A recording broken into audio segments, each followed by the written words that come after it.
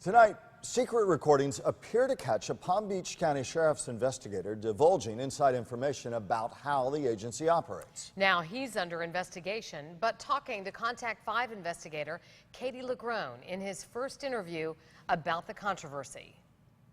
PBSO confirms they are now investigating if Mark Lewis violated any internal policies or criminal laws when he engaged in a series of phone calls he now says was a setup he did not fall for.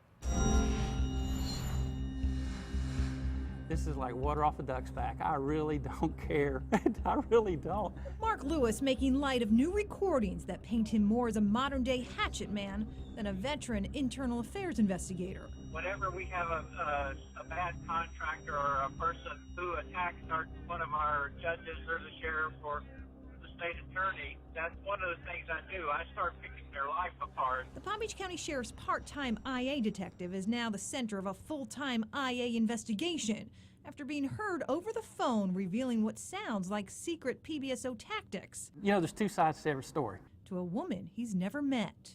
You would be surprised. And you would be surprised on what you can find off of your phones and certain cameras with GPSs. Lewis says the woman who sent him this picture and claimed to be named Jessica said she lived in New York and found him online through his construction company. Here he is talking about getting into people's social media accounts. Jessica, what we've done in the past, we will create false communities.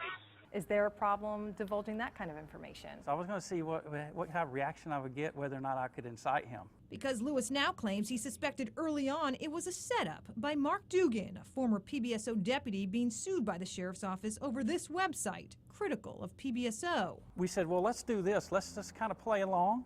Let's see what we can do and see if we can get some information. Dugan, who recently left town because of threats, recently confirmed to the Contact 5 investigators that he's behind these conversations, but refused to go any further.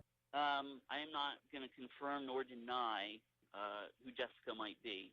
I'm not going to divulge that information. He has an axe to grind with me, no doubt. It's the kind of back and forth typically made for tabloid headlines, now hitting mainstream media for what happens next. Mark Lewis says he never consented to any of these recordings, which means whoever did tape these calls could face wiretapping charges, a federal crime. Katie Legrone, WPTV News Channel 5.